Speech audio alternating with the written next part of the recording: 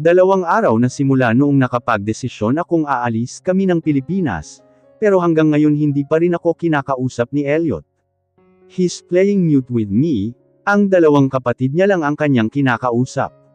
Para akong isang multo na hindi niya nakikita dito sa loob ng bahay namin. Naintindihan ko naman ang nararamdaman ni Elliot, kaya hinahayaan ko siya, kaya lang buo na ang desisyon ko na umalis dito, wala na makakabuwag doon. Ngayong araw ko ipapasa ang lahat ng disenyong ginawa ko. Habang ginagawa ko iyon kagabi ay umiiyak ako, kaya napabilib din ako sa sarili ko. Natapos ko iyon habang may bigat akong daladala sa aking dibdib. Sinubukan ko namang pigilan ang pag-iyak pero ayaw talaga. Parang may kanya silang pag-iisip na tumatakas sa aking mata.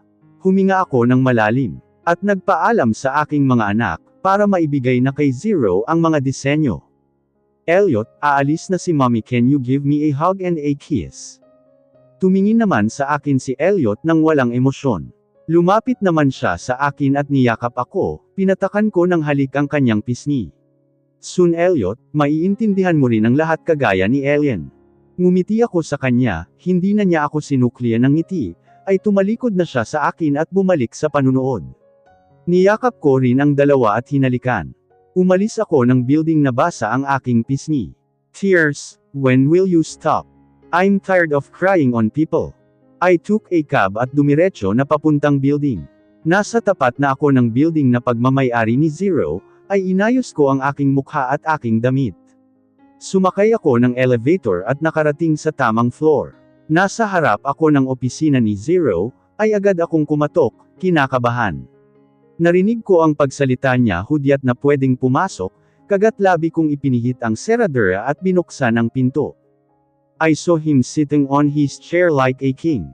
Nakadikwatro ang kanyang paa, habang ang isa ay nasa kanyang mesa. Kahit kinakabahan ay tumuloy ako papunta sa kanyang gawi, at nilapag ang lahat ng disenyong ginawa ko. This is all of the designs that you like, sir. I started the discussion. Inisa-isa niyang tinignan iyon, at tumatango-tango sa bawat pahina. Kapag approve na yan sunod kong ipapakita ang resignation letter ko. Nilapag niya ang designs, at sinabing approved na, at gagawin na raw ang construction doon ko nilahad sa kanya ang isa pang folder, na ang laman ay resignation letter ko. What's this? Kunot noo niyang tanong bago binuksan, nag-iba ang timpla ng kanyang mukha, nang mabasa ang nilalaman. Why Zero? Dahil hindi mo magagawa ang paghihiganti na gusto mo. Nagawa mo na, nasaktan na ako. No Jam, hindi pwede, you signed our contract. Agad niyang angal nang matapos mabasa lahat. I need to go sir, may pupuntahan ako. Just sign it para tapos na. Ayaw ko nang makipagdiskusyon pa sayo. Casual kong sabi. Umiling siya at pinunit ang resignation letter ko, nanlaki ang aking mga mata. No Jam, hindi pa ako tapos sayo, kailangan mo pang magdusa. Sigaw niya at napaigtad ako sa aking kinauupuan. Aalis na ako, kay Erwan ko na lang ipapapirma kung ayaw mo. Tumayo ako sa pagkakaupo at naglakad paalis doon. Hindi ako nagtagumpay sa pagbukas ng pinto, dahil mabilis niyang pagharang ang kanyang kamay. Ganito na lang ba palagi? Ayaw ko na. Gusto ko nang makawala, tama na. Hindi ka pwedeng umalis Jam, hindi. Ina mo Zero. Sigaw ko sa kanya. Masakit na. Ayaw ko na. Nakapaghiganti ka na. Tapos na, oo na, ako na yung sinungaling, malandi, o kahit paanong sabihin mo. Oo na ako na. Ina mo Zero, hindi ko na kaya. Sunod-sunod kong sigaw, hindi ko na mapigilan pa ang aking emosyon. Kung ipinagmumuka niya sa akin na ganun akong tao, oo na, ako na, basta pakawalan na niya ako. Akala mo ba ikaw lang ang nasaktan noon ha? Nasaktan din ako, akala mo ha hindi masakit na nakita kitang magkahalikan kayo ni Honey, noong nasa kondo mo ako. Ang show nga ko rin noong araw na iyon. Dahil naniwala ako sa mga kasinungalingan mo. Naniwala ako sa iyo na mahal mo ako. Pero inalang ganun ang makikita ko. Tumawag pa siya at tinanong niya pa kung naroon pa ako sa kondo mo. Para magawa niyo ang kalandian na gusto niyo. Sigaw ko habang umiiyak. Ito na naman umiiyak na naman ako, ayaw ko na ngang umiyak. Nagmumukha akong talunan. Nanlaki ang mata niya sa sinabi ko. May halo ring pagtataka ang kanyang mukha, oo nakita ko kayo ng 2 mata ko. Kaya huwag ka nang magsinungaling pa. Hindi nangyari ang iniisip mo, Jam. Oo, hinalikan niya ako, pero walang nangyari sa amin ni Honey. Nagulat din ako sa ginawa niya, isang beses lang kaming nagkita. Hindi pa tayo noon. Hinabol kita nang makita ang cellphone ko na nalaglag sa sahig. Pinuntahan kita sa bahay niyo, at naabutan ko si Donna at sinabi. Naputol ang sinasabi niya, nang makarinig kami ng sunod-sunod na pagtunog mula sa aking cellphone. Nagdadalawang isip ako kung sasagutin ko iyon, o hindi dahil gusto kong marinig ang sasabihin niya. Pero sa huli ay sinagot ko iyon, at nalamang si Myrna ang tumatawag. Myrna, bakit? Ma'am, si Cronus ho, sabi ni Myrna sa kabilang linya na umiiyak. Anong nangyari kay Cronus? Pinutol ko ang kanyang sasabihin sa kabang nararamdaman ko, dahil sa kanyang pag-iyak. Sa hikbi ni Myrna, alam kong may nangyari. Kaba at takot ang bumalot sa aking katawan, habang hinihintay ang kanyang sasabihin. Ma'am, nahulog ho siya sa hagdan. Punta ho kayo dito sa hospital, ma'am. Agad kong pinatay ang tawag at nagmadaling umalis, ngunit naramdaman kong hinigpitan ni Zero ang pagkakahawak sa akin. Nagpupumiglas ako sa kanyang pagkakahawak, ina mo Zero, bit-iwan mo ako. Sigaw ko sa kanya habang nagpupumiglas, ngunit hindi niya ginawa, ang anak ko nasa hospital. No, hindi mo pupuntahan ang lalaking iyon, Jam, sa akin ka. Ako lang ang may nagmamay-ari sa'yo, Jam. Dito ka lang, hayaan mo siya kung ano ang mangyari sa kanya. Basta dito ka lang, hindi ka. Anak ko yun, Zero, ako, natin. Anong gusto mo, mamatay siya? No, I screamed out of my lungs. Kita kong natigilan siya. Hindi siya makapagsalita sa sinabi ko, dahil sa naging reaksyon niya, agad kong hinigit ang kamay ko, at tumakbo palabas. Kung ayaw niya sa anak namin, at gusto niya nalang pabayaan ko si Cronus, bahala siya, pero hindi ko gagawin iyon. Anak ko yun, ako ang nagpalaki noon. Kahit anong paghihirap ang dinanas ko, para lang maging masaya siya, sila. Kahit ayaw kong magpakita kay Zero ay ginawa ko dahil iyon ang magpapasaya sa mga anak ko, dahil gusto nilang maramdaman ang pagmamahal ng isang ama. Ginawa ko lahat, tapos siya, sa inaste niya parang hindi niya tanggap ang mga anak ko. Wala na akong pake kung tanggap niya o hindi, papalakihin ko ang tatlo kahit wala siya. Nakarating ako malapit sa elevator, ay nasalubong ko naman si Erwan, na naghihintay na bumukas. Walang pagdadalawang isip, niyakap ko siya, at sinabi sa kanya ang nangyari kay Cronus. Malutong na napamura siya sa sinabi ko, at dali-dali kaming pumasok sa elevator. Aastang masasara na ang pinto, nang may kamay na hamarang doon. My eyes instantly widened, when I saw Zero entering this elevator, and pulled me from his brother. Nilagay niya ang ulo ko sa kanyang dibdib, para doon ako umiyak. What are you doing, kuya? Erwan's voice was cold as ice. Sa akin siya, Erwan, ako ang may karapatan. Sagot ni Zero sa kapatid. Ha? Kung saan nalaman mo doon ka babalik kay Gemella? She doesn't need you, kuya. Kami na ang bahala kay Cronus. Bumalik ka na lang doon sa loob, baka naroon si Honey o di kaya si Donna. May panunuya sa boses ni Erwan. Akmang susuntukan ni Zero si Erwan, na hinawakan ko ang kanyang kamay, para pigilan siya sa gagawin. Hindi ito ang tamang panahon, para mag-away pa sila. Tumingin siya sa akin, at binaba ang kamao na malapit nang mapunta sa mukha ni Erwan. Mag-aaway pa sila kung saan ang anak ko, ay nasa hospital, at hindi ko alam kung ano ang kalagayan niya.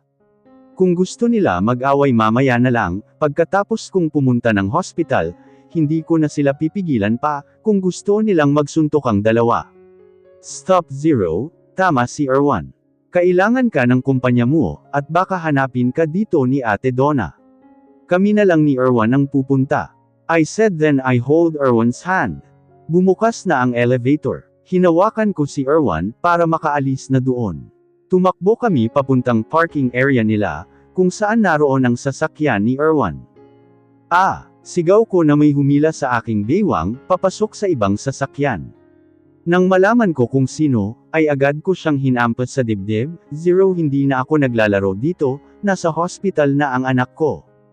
Kung gusto mong maghiganti nakaganti ka na, kaya lubayan mo na kami.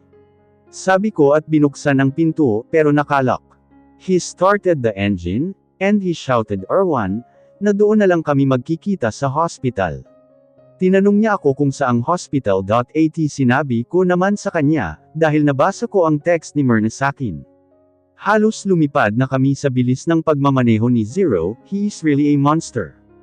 When we arrived at the hospital, sinalubong ako ni Erwan, at hinawakan niya ang kamay ko. Tumakbo kaming dalawa papasok sa loob ng hospital, bahala na si Zero kung anong gagawin niya sa buhay niya. Kung babalik siya sa opisina nila, mas okay dahil hindi niya makikita ang mga anak ko. Sinalubong kami ni Myrna na umiiyak, kasama ang dalawa ko pang mga anak, na nakaupo sa upuan ng hospital. Nang makita nila ako, ay dali-dali silang tumakbo papunta sa akin, at niyakap ako ng mahigpit. Umiyak sila sa aking balikat, ako naman ay hinihimas ang kanilang likod. Tinanong ko sila kung anong nangyari kay Cronus, at kung bakit siya nahulog sa hagdan. Hindi naman nila hahayaan si Cronus na maglalakad mag-isa, lalo na ni Ellen, mahal na mahal niya si Cronus, na kahit pagpapasuot ng sapatos, ay siya pa ang gumagawa. Kaya nakakagulat, paano nangyari iyon? Ellen crying but he tried to explain. Mommy, unang natulog si Cronus sa amin, tapos si Elliot, hindi ko namalayan nakatulog na din ako, habang nanunood. Hindi ko alam kung ano ang sunod niyang ginawa. Nagising kami na sumisigaw na si Yaya. Sorry mommy, kasalanan ko, hindi ko siya binantayan, dapat hindi ako natulog, para inalalayan ko siya pababa. Sana hindi siya nahulog, at natama ang ulo niya sa kanto. Ellen explained while sobbing. Umupo ako sa upuan at niyakap si Ellen, na sinisisi ang kanyang sarili, dahil sa aksidente. No baby, it is not your fault. Walang may gusto sa nangyari, hindi mo kasalanan. Malambing na bulong ko kay Ellen, habang nakayakap. Pinaupo ko si Ellen na umiiyak sa aking hita. Hinanap ko naman si Elliot, dahil nawala ito sa harap ko. Napaluha ako nang mahanap ko si Elliot, na nakaharap kay Zero, nakatingala siya sa kanyang ama, habang nakayuko naman si Zero sa kanya. Zero didn't know how to react, nakatulala lang siya, habang kaharap kay Elliot. I called him, kaagad naman siyang tumakbo, papunta sa gawin namin. Who is he? Elliot asked while pointing Zero, who's now beside his brother. I don't think this is the right time, but Zero is here. Wala na akong magagawa, kung hindi ko naman sasabihin sa mga anak ko, sigurado siya din naman ang magsasabi. Kaya wala na talaga akong magagawa pa. Naramdaman ko ang presensya ni Zero, na tumabi sa akin sa pagkakaupo. Bumilis ang paghinga ko, at hinarap ko si Elliot. I cupped his cheeks, and wiped his face that is wet, because of his tears. You are waiting for your father, right? I asked him and he nodded for his answer. He is your daddy, Elliot. I said.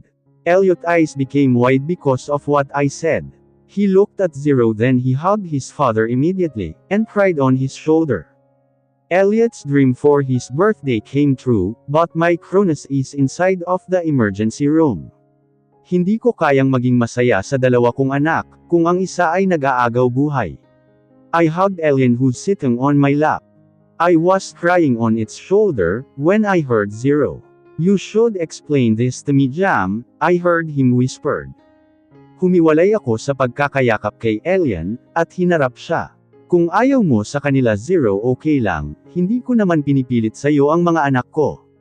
Aalis din naman kami, hindi na kami manggugulo pa. Sabi ko, pilit nang umiti. Sana maging masaya sila ni ate, kasama ang anak nila. Hindi ko pipilitin sa kanya ang mga anak ko, kaya ko naman silang mahalin ng higit pa sa gusto nila. Bibigyan ko rin naman ng karapatan si Zero na makasama niya ang mga anak niya, hindi ko ipagdadamot sa kanya kung tanggap niya ang tatlo, pero kung hindi ayos lang din, ang importante nakita nila ang tatay nila. Explain to me kung bakit tatlo sila, hindi dahil ayaw ko sa kanila. Medyo nagulat ako sa kanyang sinabi, kung ganun tanggap niya naman ang tatlo. Tumungo ako sa kanya, at binalik ang aking ulo sa balikat ni Ellen. Nagpaalam si Erwan na aalis na, at siya na raw ang bahala sa kumpanya nila. Hinaplos lang ni Erwan ang balikat ko, at tuluyan nang umalis. Ilang minuto pa ang lumipas, hindi pa rin lumalabas ang doktor, at natatakot na ako para kay Cronus. Umalis muna si Myrna, at uuwi para makakuha ng damit para sa kay Elliot at Ellen, dahil may dugo ang kanilang damit.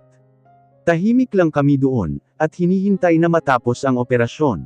Lord, guide my baby, I need him. Hindi ko kaya mawala siya sa akin. Pasensya na kung pabaya akong ina, bring him back to me God, hindi ko siya pababayaan. I silently prayed while my head still on Ellen's shoulder. Mami, nangangalay na ako. Masakit na ang shoulder ko. Reklamo ni Ellen, kaya sinandal ko na lang ang aking ulo sa dingding. My tears still didn't stop.